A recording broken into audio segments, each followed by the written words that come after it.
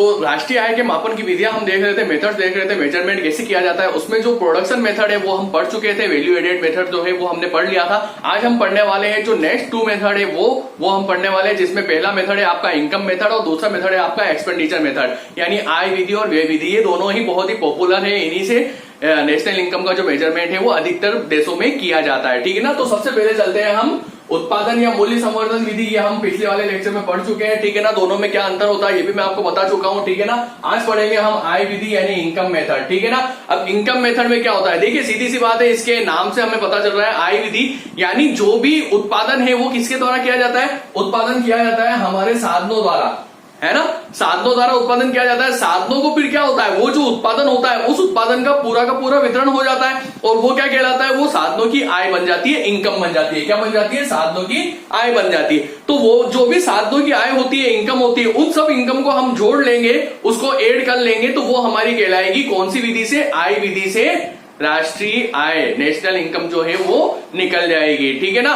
और वो कैसे निकलेगी वो हम देख लेते हैं। जैसे मैंने यहाँ लिख रखा है साधन और आय, क्योंकि उत्पादन में साधन लगाए जाते हैं। अब मान लो साधन हमारे जो लगाए जाते हैं 5-6 मुख्य प्रकार के साधन होते हैं जो मैंने आपको बता रखे हैं पहले वाले लेक्चर में। तो पहला साधन होता है मान लो हमारा श्रम, ठीक है ना। दूसरा होता है हमारा भूमि, ठीक है ना, लैंड, ठीक है ना। तीसरा होता है हमारा पूंजी, जिसको हम बोलते हैं कैपिटल, ठीक है ना, पूंजी। और होता है हमारा साहसी, या फिर इसको हम उद्यमशीलता भी बोल सकते हैं। क्या बोल सकते हैं, उद्यमशीलता, ठीक है ना। साहसी होता है, श्रम होता है, भूमि होता है, पूंजी होता है, प्रबंध भी होता है, जिसको हम मैनेजमेंट जो प्रबंधक होते हैं वो आ जाते हैं, ठीक है ना। ओके, अब यहां पर इनको जो आय जो मिलती है वो किस रूप में मिलती है, आपको पता है। श्रमिक को क्या मिलेगी, मजदूरी मिलेगी। क्या मिलेगी, मजदूरी मिलेगी। भूमि को क्या मिलेगा, लगान मिलेगा, या फिर उसको हम किराया भी बोल सकते हैं, यानी रेंट भी बोल सकते हैं, ठीक है ना, किराया, ठीक है। पूंजी को क्या मिलता है, पूंजी को मिलता है ब्याज, ठीक है ना, यानी इंटरेस्ट। साहसी को क्या मिलता है, साहसी को मिलता है लाभ यानी कि प्रॉफिट, ठीक है ना। प्रबंध को क्या मिलता है, वेतन मिलता है, ठीक है ना। यहाँ पर वेतन के साथ में मिश्रित आय भी हम लिख सकते हैं। क्या लिख सकते हैं, मिश्रित आय, क्योंकि जो प्रबंधक होते हैं उसमें कर्मचारी भी आ जाते हैं, उसमें मैनेजमेंट करने वाले सारे लोग आ जाते हैं, तो उसमें हम मिश्रित आय बोलेंगे, जिसमें कमीशन वगैरह जो होता है, जो ओवर टाइम होता है, वो सारा इसमें आ जाएगा मिश्रित आय के अंदर, ठीक है ना। अब एक चीज आपको बताता हूं, सबसे पहले तो राष्ट्रीय आय निकालने के लिए हम इन सबको जोड़ देंगे। श्रमिकों को मिलने वाली मजदूरी को हम वेजेज के रूप में, प्लस लगान किराया इसको हम रेंट के रूप में लिख सकते हैं, प्लस ब्याज को हम आई इंटरेस्ट के रूप में, लाभ को हम पी के रूप में लिख सकते हैं, प्लस यहाँ पे मिश्रित आय आप कर सकते हो, या फिर मिक्स इनकम एम से भी आप कर सकते हो, ठीक है ना। इन सबको आपने जोड़ दिया तो वो आपकी क्या कहलाई, वो आपकी कहलाई नेशनल इनकम। कौन सी नेशनल इनकम, यहाँ पर वो डोमेस्टिक कहलाएगी। कौन सी कहलाएगी, डोमेस्टिक, ठीक है ना, क्योंकि ये डोमेस्टिक जोड़ा है हमने सभी, ठीक है ना। आपको क्या चाहिए, आपको चाहिए ये एक तरीके से आपकी एनडीपी एफसी कहलाएगी। एफसी क्यों, क्योंकि फैक्टर कॉस्ट, मैंने आपको बताया था यहाँ पे हम साधनों की आय जोड़ रहे हैं, तो ये फैक्टर कॉस्ट मार्केट प्राइस पे नहीं होगी, फैक्टर कॉस्ट यानी साधन लागत पर होगी, है ना, क्योंकि हमने यहाँ साधनों की आय जोड़ी है। और हमारा जो सबसे उपयुक्त माप होता है वो कौन सा होता है, एनएनपीएफसी। यहाँ क्या आया है, एनडीपीएफसी।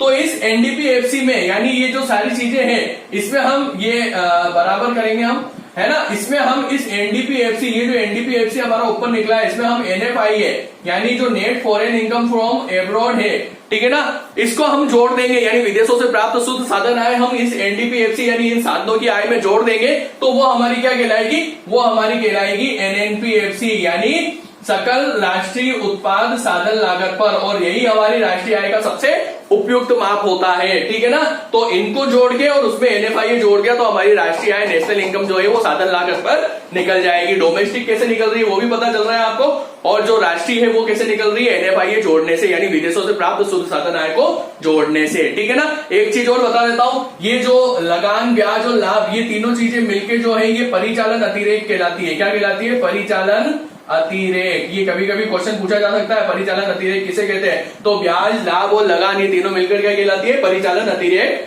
कहलाती है। ये हमारा कहलाता है इनकम मेथड से नेशनल इनकम कैसे निकलता है वो मैंने आपको बता दिया, ठीक है ना। यहाँ पर कुछ कठिनाइयां आती है आय विधि से। पहली कठिनाई तो ये आती है कि हम जब गणना करते हैं तो यहाँ पर हम हमारे स्वयं के रोजगार से, यानी हम जो खुद रोजगार कर रहे हैं उससे मिलने वाली आय को हम सम्मिलित कभी कभी कम या ज्यादा कर देते हैं, यानी स्वयं के रोजगार से मिलने वाली आय इसमें एक और चीज आप ले सकते हो, आप जब उत्पादन करता है कोई व्यक्ति अपने लिए तो कुछ हिस्सा अपने लिए रख लेता है, उसको भी वहां पर सही तरीके से वो काउंट नहीं कर पाता है। स्वयं के मकान में रहना, है ना, और कभी कभी क्या होता है कि जो लेन देन है वो वस्तु के रूप में भी किया जाता है, तो या बाजार के बाहर बहुत से लेन देन बाजार मार्केट में नहीं होकर मार्केट के बाहर होते हैं, तो उन चीजों को सावधानी पूर्वक जोड़ना पड़ता है, तभी जाके वो इनकम मेथड से जो नेशनल इनकम है वो सही तरीके से हमें प्राप्त होती है। तो ये नेशनल इनकम कैसे निकलती है इनकम मेथड से, ये आप समझ गए। प्रोडक्शन मेथड हम पहले पढ़ चुके हैं। अब लास्ट जो अपना मेथड है वो है व्यय विधि। व्यय विधि में क्या होता है, देखिए इसके नाम से पता चल रहा है कि एक वर्ष में जितना भी व्यय किया जाता है लोगों के द्वारा, सरकार के द्वारा, उन सब व्यय को हम एक तरीके से जोड़ लेंगे, उसका टोटल कर लेंगे, वो हमारी व्यय विधि से राष्ट्रीय आय आ जाएगी, ठीक है ना।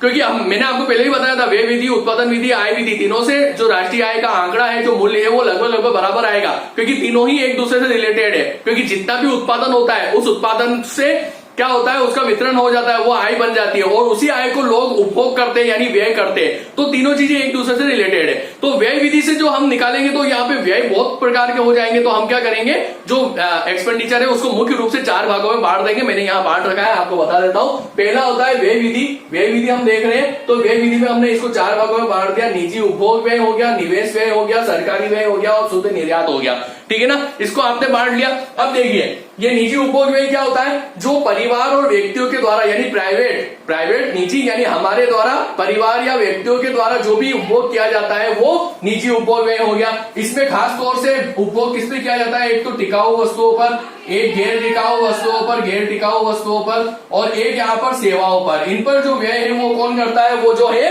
निजी व्यक्ति या जो निजी परिवार होता है, जो प्राइवेट फैमिली या प्राइवेट जो भी पर्टिकुलर व्यक्ति होता है वो करता है, ठीक है ना। तो इसको क्या होता है, ये व्यय, एक तो ये व्यय हो गया। एक निवेश व्यय। निवेश क्या होता है, उत्पादन पर किया जाने वाला व्यय जो है वो इन्वेस्टमेंट या निवेश कहलाता है। इसको विनियोग भी बोल सकते हैं, ठीक है ना। ये निवेश जो है ये भी 4 प्रकार से हम इसको बांट सकते हैं। वैसे बहुत से प्रकार का हो सकता है, लेकिन मुख्य रूप से हम 4 प्रकार से इसको बांटेंगे। एक तो होता है व्यावसायिक निवेश, व्यावसायिक, ठीक है ना। एक होता है माल भंडारों में निवेश, माल भंडार में निवेश, और एक होता है, ये पहला हो गया, ये दूसरा हो गया। एक होता है यहाँ पे गृह निर्माण में निवेश, गृह निर्माण में, है ना, घर बनाने में, ठीक है ना। और एक चौथा होता है सरकारी निवेश, सरकार जो निवेश करती है, ठीक है ना। ये 4 भागों में हमने बांट दिया।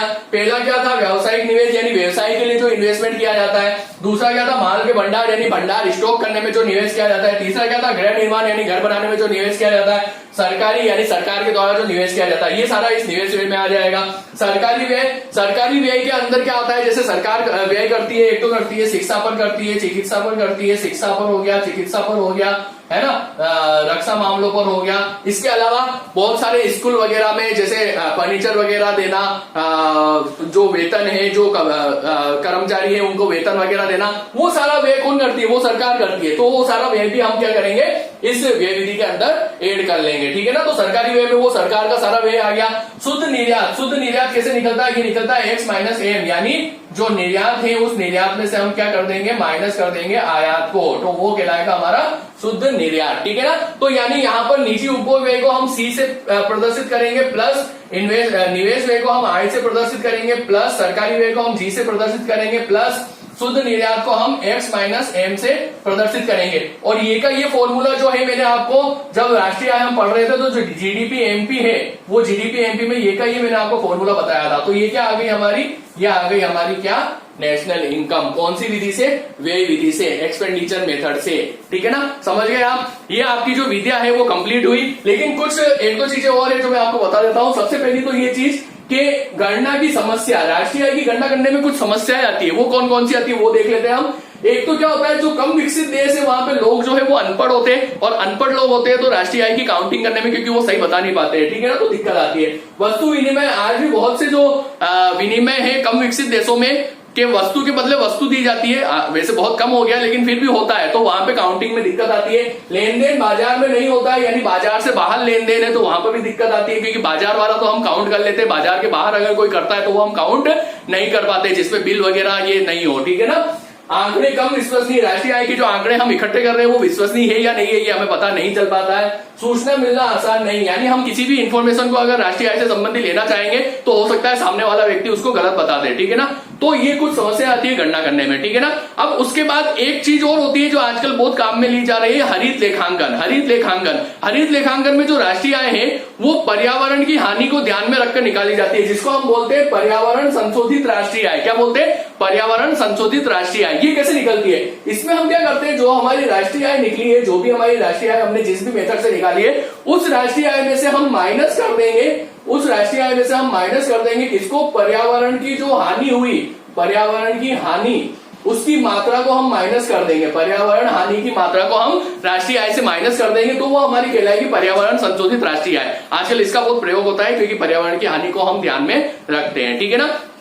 लास्ट चीज है राष्ट्रीय आय और आर्थिक कल्याण में संबंध। बहुत सी बार देखा जाता है कि जो नेशनल इनकम अगर बढ़ती है तो आर्थिक कल्याण भी बढ़ता है। ऐसा क्यों होता है? ऐसा इसलिए होता है क्योंकि उत्पादन बढ़ेगा, तो उत्पादन बढ़ेगा तो फिर क्या होगा? साधनों की आय बढ़ेगी, आय बढ़ेगी तो वो व्यय ज्यादा करेंगे, उपभोग ज्यादा करेंगे। और अगर उपभोग बढ़ता है, मेन चीज यहां पर देखना, उपभोग बढ़ता है तो फिर आर्थिक कल्याण जरूर बढ़ता है। तो यहाँ पे मैंने 2-3 चीजें लिख रखी है। सबसे पहले कल्याण क्या होता है? व्यक्ति और समाज की वह स्थिति जब दोनों प्रसन्न व संतुष्ट हो, कोई दिक्कत नहीं इसमें। लेकिन हमें क्या चाहिए? आर्थिक कल्याण। तो आर्थिक कल्याण क्या होता है? जिसे मुद्रा के रूप में मापा जा सके, मुद्रा में मापा जा सके, वो कहलाता है हमारा आर्थिक कल्याण, ठीक है ना। अब कैसे बढ़ता है? देखिए, जैसे राष्ट्रीय आय का वितरण अगर समान हो जब तो आर्थिक कल्याण क्या होगा? बढ़ेगा। अगर समान नहीं हो तो घटेगा, ठीक है ना। यानी वितरण समान हो तो बढ़ेगा और नहीं हो तो घटेगा। आय अर्जित करने का तरीका जो है वो अगर अच्छा है तो बढ़ेगा आर्थिक कल्याण, और अच्छा नहीं है तो घटेगा। यानी अगर जुआ सट्टा खेल के अगर हम आय कमा रहे हैं तो आर्थिक कल्याण नहीं बढ़ेगा, और अगर अच्छे कामों से कमा रहे हैं तो आर्थिक कल्याण बढ़ेगा। आय व्यय करने का ढंग कैसा है? हम उसको व्यय जो कर रहे हैं वो हम फालतू में खर्च कर रहे हैं तो आर्थिक कल्याण नहीं बढ़ेगा, और हम अच्छे कामों में खर्च कर रहे हैं तो बढ़ेगा।